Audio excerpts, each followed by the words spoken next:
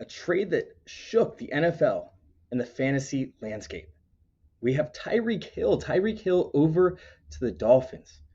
Now, it wasn't just Tyreek that's affected. We had Waddle, we have Tua, we have Mahomes, amongst many, many others. So we had to bring in Dwain McFarland. He sat down with Shane, Jacob, and myself, and we discussed the fantasy implications moving forward and whether or not Tyreek Hill is somebody that you should be buying into or you might want to fade. Make sure you guys hit subscribe, stick around to the end of the episode, and let us know in the comments what you think about Tua, what you think about Waddle, what you think about Tyreek Hill and Patrick Mahomes for fantasy moving forward. I mean, we got to kick it off with the Tyreek Hill trade, right? Who? Oh, the cheetah. Sorry, the cheetah. Not even Tyreek Hill, the cheetah.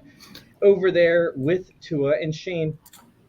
What's going to happen with the value of this entire team? Is it all pretty much shot now that we have everybody just kind of leeching off each other, or do we think that Mike McDaniel can actually find a way to provide fantasy value for all these new players and the players that existed there before? I don't know. Could Kyle Shanahan find fantasy value for Deebo Samuel, George Kittle, and Brandon Ayuk? Is Tua better than Jimmy G? I mean, I don't know. I saw that he has good deep ball percentages in college and every other year in the pros. Although he's only been in the pros 2 years, so I'm not. You're supposed to be the Tua lover on this show. If you're not going to fight for Tua, I don't know who will. Look, I say this all the time. Like, just because you get good players around you doesn't make you a better player. It certainly helps that if you get the ball in the Tyreek Hill hands, that he's liable to score literally at any moment. I think it's going to be an insane offense to watch with Waddle and him. Gesicki, I was hoping was going to break out into an elite tier of tight end. I think that's out the window. That's done. Yeah, that's completely dead. Cedric Wilson, if anyone was buying him because they're silly like that. Cedric Wilson was entrapped. Like, that's entrapment. They entrapped him, and now he'll never play another down football again. Messed up, dude. That was messed up. But if that happens in real life, right?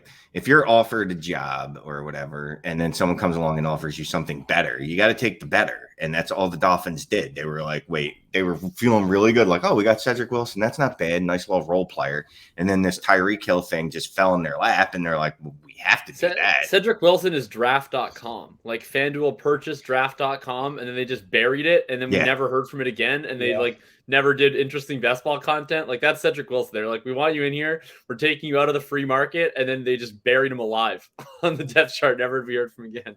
Dwayne, did the Dolphins do Cedric Wilson dirty over there?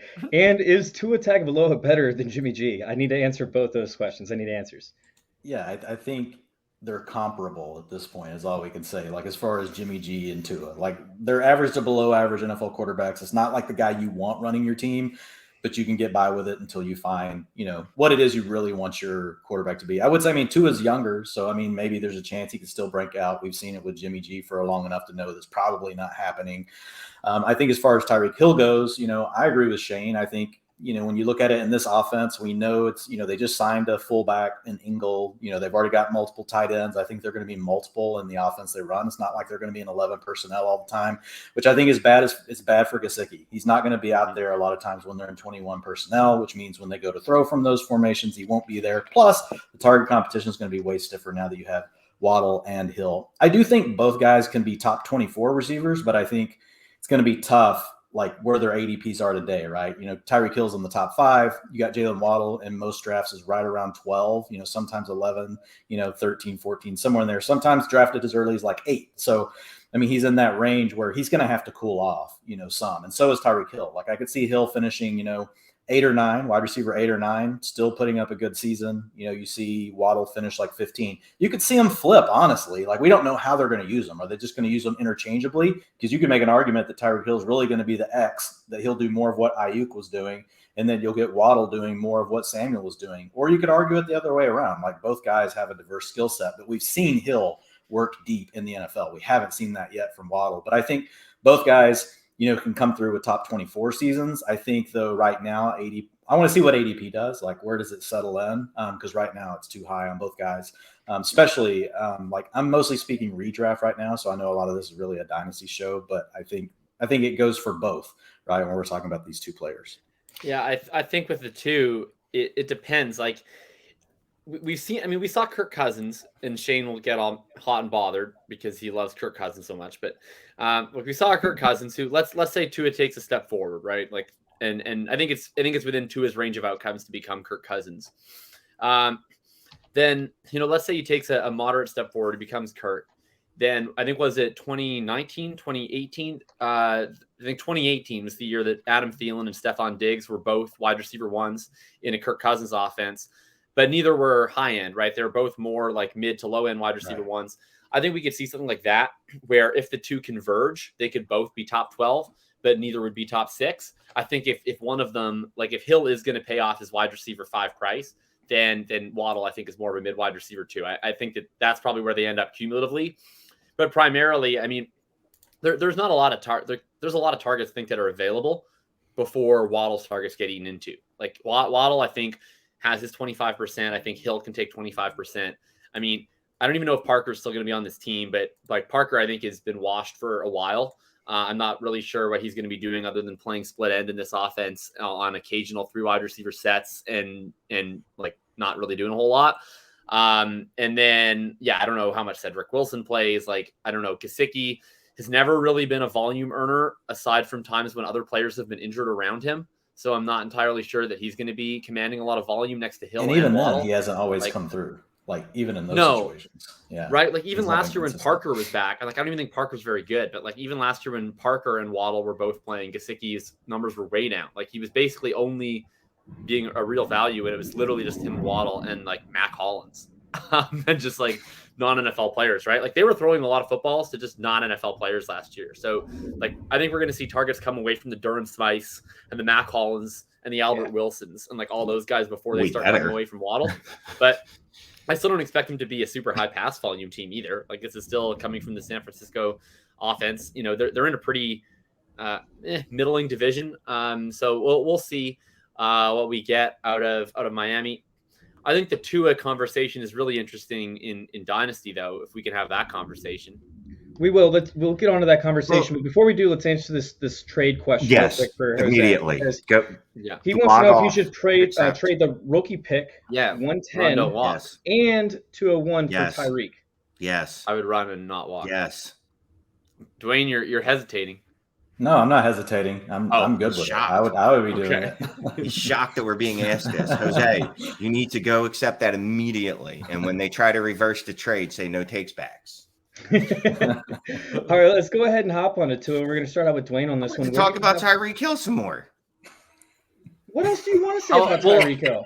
Well, there's the dynasty. There's the dynasty aspect of it. Let's play down the list. Like, let's go down the list on Tyreek Hill, right? So Hill, there's this big tier in dynasty wide receivers. Let's throw Waddle into this too, because both of them were kind of going in the same range. Like, there was this big tier. There was like Chase Jefferson, clearly top 2 dynasty wide receivers. And then after that, there was like 10 guys that went in very different orders, depending on what startup I've been in. Like, I'll list off names and then tell me when you would take Tyreek Hill. Okay. All right. I'm done with that. AJ Brown. So if you say nothing, you would take the guy I'm saying over Hill. Okay. Cooper Kupp. Okay. Devontae Adams. We're getting squishy. You're going to have to way down that list for me. CeeDee Lamb. Okay. Stephon Diggs. I'll take Hill. Okay. How about Deontay Johnson? I don't like Deontay Johnson, but that's not my line right there. Okay, like, T. Deontay Higgins. Johnson's way down. I'm taking Tyreek over T. Higgins. Okay, here's the interesting one. How about Jaylen Waddle? Who would you rather have in Dynasty now, Jaylen Waddle or Tyreek Hill? I had Jaylen Waddle ahead of Tyreek Hill prior to the trade. I like Jaylen Waddle immensely more than I like Tyreek Hill because of the contract situation, and we didn't know where he was going to end up. And now that he's with the Dolphins, Tyreek Hill didn't really move that much for me, but Jaylen Waddle actually moved down like a notch or two. It's funny that Tyreek, when Waddle was coming out last year, we kept saying like, oh, you know who he reminds us of? Tyreek Hill. I'm not saying he's Tyreek Hill, but he kind of reminds you of him. And now they're like literally battling to the death. Jesus, man, this is, and I'm obviously guessing, but I'm going to go with Waddle. He's younger, so that's literally going to be my only weight on that side. Yeah, that's the way I would lean too. Like, I would understand both sides of that. Like, I'm looking at my list here. I was catching up, but like, I'm definitely taking Jefferson and Chase over Hill. I'm still going Devontae Adams over Hill. It's really close though. What about you guys with like Debo? You're going Debo over Hill? I forgot about Debo, but yeah, I would take Debo over Hill. I would too. Yeah. I was previously. And I would stick with Diggs just because I like the quarterback situation. Yeah, I'll better. take Diggs over Hill because they're like the same age, and one of them has Josh Allen. That's the way I am. I have Pittman over Hill.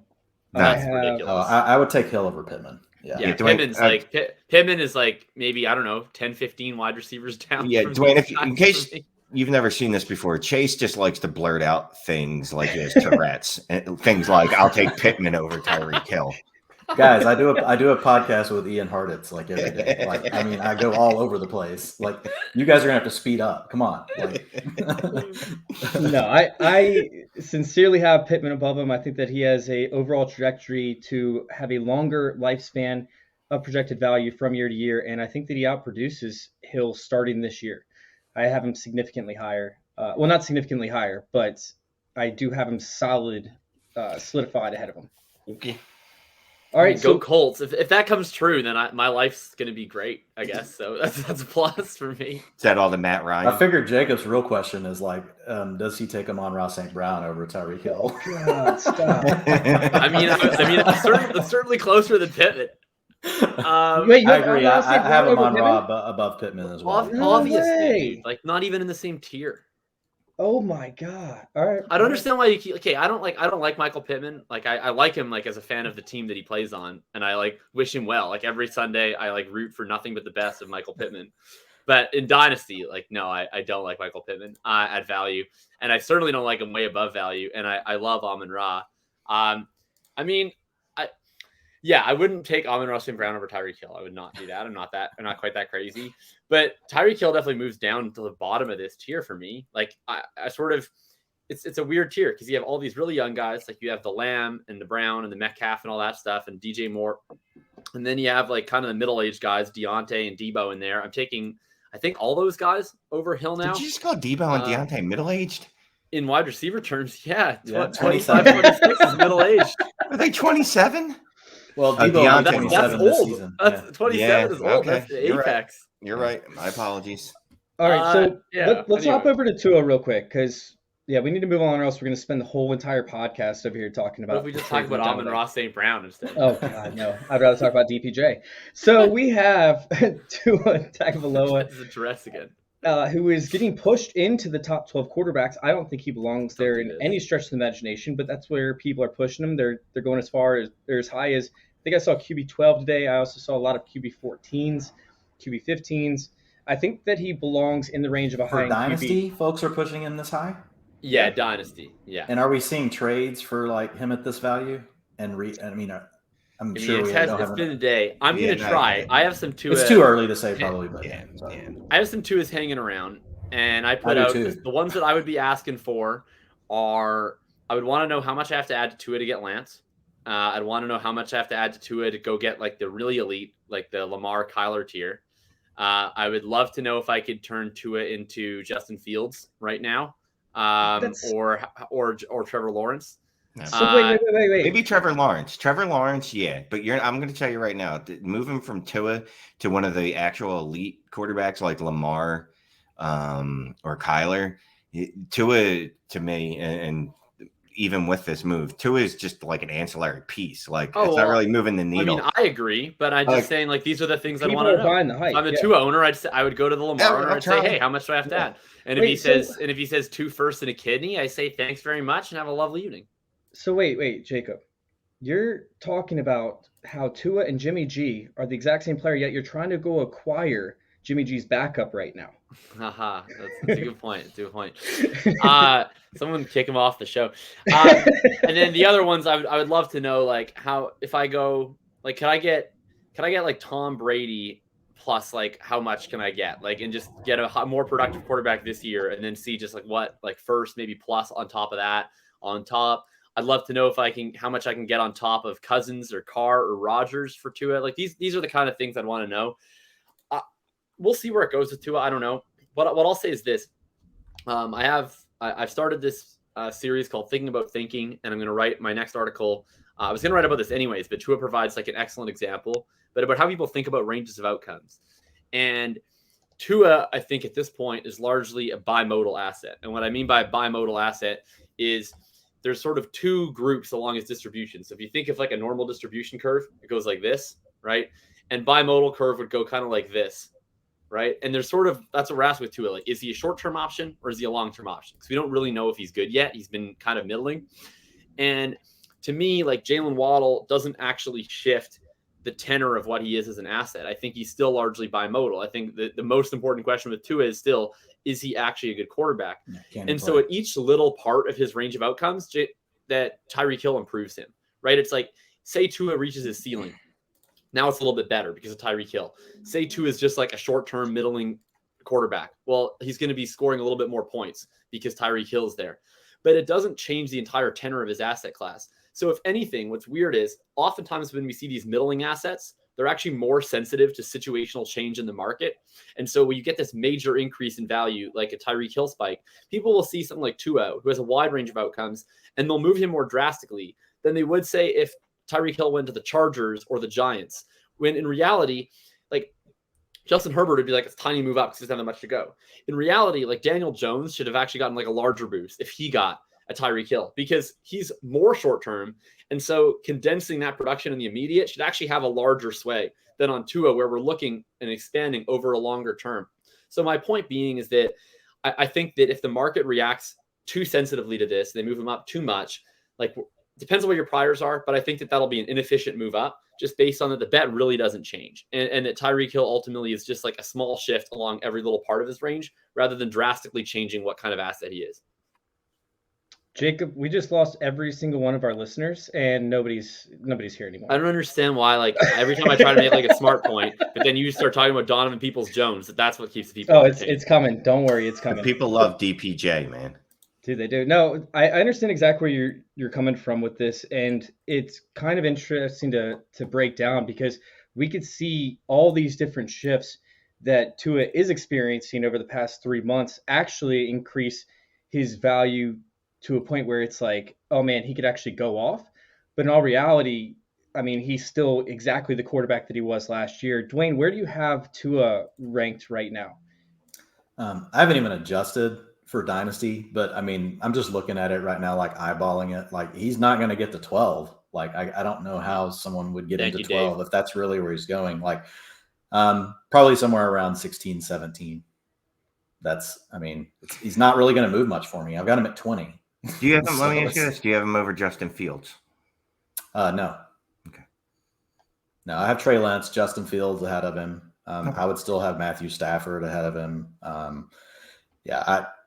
I'm with Jacob. I don't see this moving things much. And even though Jacob said it like in a really smart way, like the way I think about it, the simplest term, right, is just what you talked about with the ranges of outcomes. Like I don't expect Tua to all of a sudden turn into this huge different player with Tyreek Hill. I think I could get a little more out of Tua now. So like if I could move him, I mean, I'm looking to move Tua right now. Yeah. If anybody's giving you a QB1 prices for him, dude, slam accept that. Yeah, I already hit up the guy in my league that has Waddle and Tyreek Hill. I was like, come on, man. Like, you got to go all in at this point. Like you just need to go ahead and put your chips down. He's probably having a tough day though. Like if you have Waddle and Tyreek Hill, it's like, oh shit, I just got two assets killed by the same. Well, he texted me first. That was his text. He's like, well, my day sucks, and it was a picture of a beer and his roster with Waddle and Hill. And I said, well, look, I have Tua. Problem solved. Yeah, I'd get him Gesicki too, and Chase Edmonds, Raheem Mostert, the whole game. I do think it's like fascinating from an NFL perspective that I think that like if there's ever an opportunity where it makes sense. So Adam Harstad makes this great point where it's just generally inefficient to pay an asset to pay fair market value, right? Because like in a perfectly competitive market, give up draft capital just to then end up paying fair market value on the player. Because in a perfectly competitive market, like if that's what Tyreek Hill is worth, you shouldn't be paying a draft pick for the right to pay someone their value, right? That's just an inefficient choice. I think if it's such a circumstance where it makes sense, it's this one where I think the Dolphins have a quarterback who you kind of need to win on their rookie contract, because I don't think that he's actually good enough where you want to be paying him $20 million plus a year. So like, if you're going to win, I think you either end up winning with a different quarterback than Tua, or you end up winning with Tua this year or next year. So I think like consolidating, you're in a position right now where you have cap space to play with because you have a quarterback on a rookie deal, and you're in a position where whatever those picks, like if you think this is a window, this is your Tua window, is in the rookie deal, like consolidating that value to align in a given window, and this being that window, I think actually makes a little bit of sense. So I actually don't mind this like real life football in terms of saying like, here's what we have with Tua, let's make the most of it. Like the picks ended up not bothering me. Like early in the day, I say early, like the true trade broke like an hour later. But when we first heard it, it was multiple firsts. Like right. I was out. I'm like, I'm not giving up 2 firsts, especially if it's got to be one of the ones next year for the Dolphins. Like I wouldn't have done that. But then when it ended up just being the 29th pick overall, the 50th pick this year in the draft, then there's like a couple of 4th and a 5th. Like, those 4th and 5ths are not that big of a deal. Like I was much more okay with the deal. But if it was going to cost them 2 first-round picks, like I just thought that the Dolphins had done too good of a job of building up this capital. And I just didn't want to see them blow it all on Hill just in case it isn't Tua. I do get your point, though. Like, if it's going to happen, let's find out now. And if it's not, we'll move on from Tua. So, I mean, I get it. But if it had been the 2 firsts, I would have been out. Hope you guys enjoyed the show. Make sure you hit like, of course. And if you want to see the full episode, because it was a long one, it was an hour and a half. But if you want to see the full episode, just click the link right on the screen.